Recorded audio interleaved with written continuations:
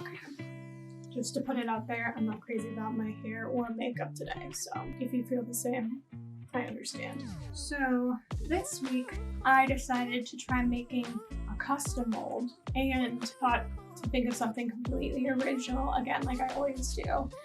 So I wanted to make a mold of my crystal, which, like I said, so creative. No one's ever thought of it before.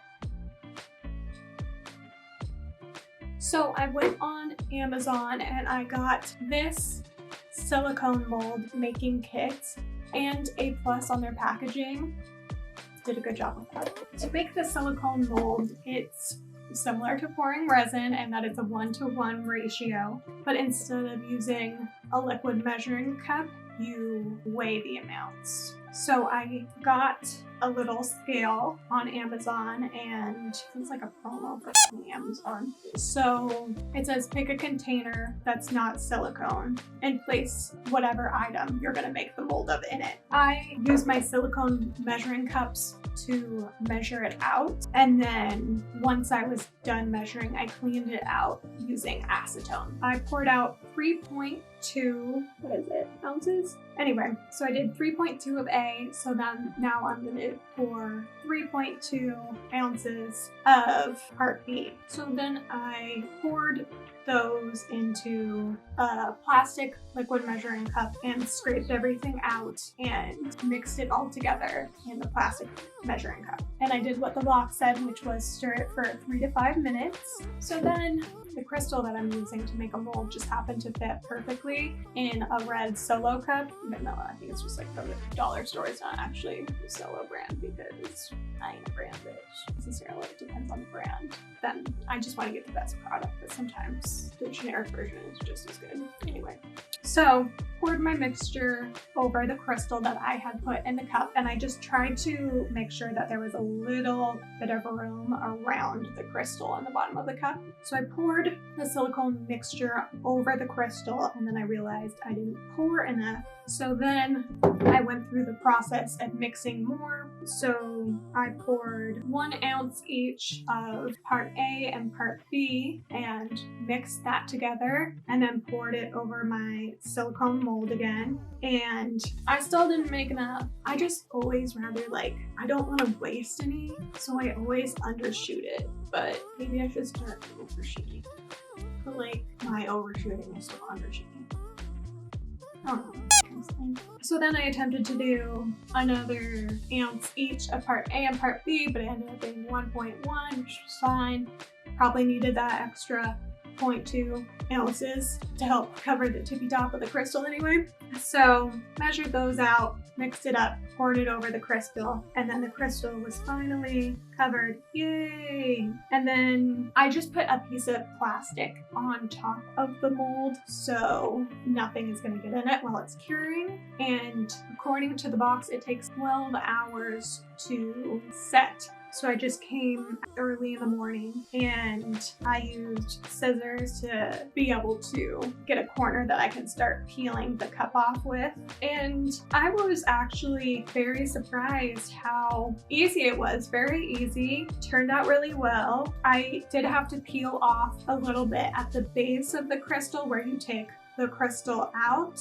It's totally fine, doesn't hurt it at all, and then just kind of wiggled it out. It was I felt like I was a gynecologist trying to push, get it out. This is why I don't want to go through birth. If it's already a struggle for me getting the crystal out, think how hard it would be to get a human out of me. No big deal.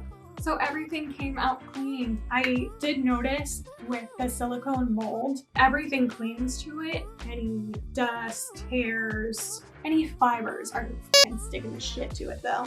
So I turned it upside down when I wasn't using it because I didn't want anything to get inside the mold. If it's gross outside the mold, whatever. I tried cleaning it with acetone it works, but immediately some other shit just gets on it. So I kind of gave up on trying to have it clean on the outside. So it's been really cold in LA lately, and I do my resin in my garage. So I used a roasting pan to fill up hot water in to put my bottles of resin in so that they could warm up and not be so cold. So they could actually be easier to use and not have as much bubbles and be clear instead of not consistent. I suggest using a bucket, or if you could get like a bin from the dollar store. I just was lazy and didn't want to go there, but I would probably suggest using something cheaper than a nice roasting pan. I've never even used it for roasting. I used it to make a cheesecake that I made once, and I've never made a cheesecake again.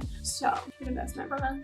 So I started mixing my resin for my mold. So I put a 1-to-1 ratio of parts A and B and mix that really well. And then I always pour it in a new cup to make sure that I've got everything on the sides and the bottom combined. And then I pour it back into the cup that I was using, mainly because I just prefer that cup more. Also, always wear gloves and mask while you're using resin. Anyway, so I put some gold flake and added that to my resin mixture. And then I poured just a thin layer in on the bottom. Sorry, you can't see it very well. And then I went over that with my heat gun to make sure there's no bubbles before I start putting my flowers in. So I start placing my flower in using tweezers, and I'm gonna leave it for tomorrow to continue. I think I'm gonna do it in 3 parts, just to make sure the flowers and the leaves don't move around in ways I don't want to.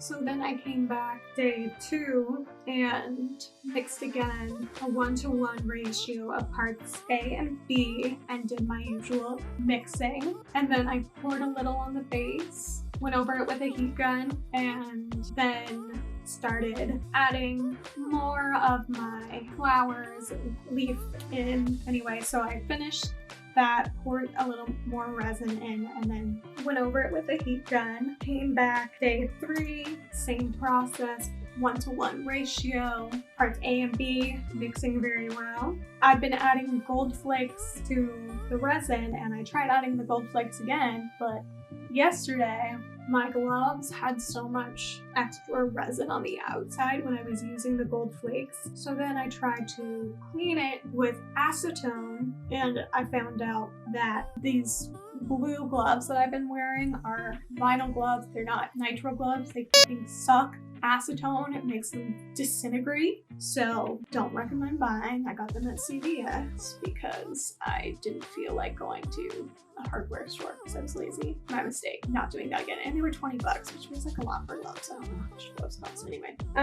So I tried using acetone to clean it. It kind of smudged the shit around, but I thought I had gotten enough off. So day 3, I'm trying to open the gold flakes and they are like glued shut. They're not opening. I'm trying to use acetone again. It's not working. So I go to soak it in acetone, and I come back today and the whole plastic container that the gold flakes were in completely like melted into, it almost felt like a silicone goo. It was very weird. So note to whomever, don't do that. Don't soak your shit in acetone overnight. So anyway, so I couldn't add gold flake to my resin. I tried and it wasn't happening. So just gonna be clear for the last layer, I guess. And then stuck in my last flowers and leaf and went over it again with a heat gun. Waited 24 hours. Oh, and then I just put a plastic measuring cup over it each time so that no shit would get in it while it's curing. Now we need to freaking get this sucker out nice and not smooth on the bottom. Love that.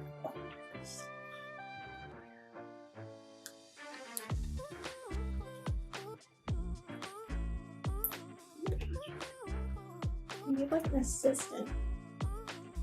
Oh my god, I got it. Okay. Okay, I think that's pretty cute. You can see where the petals came off. Loki!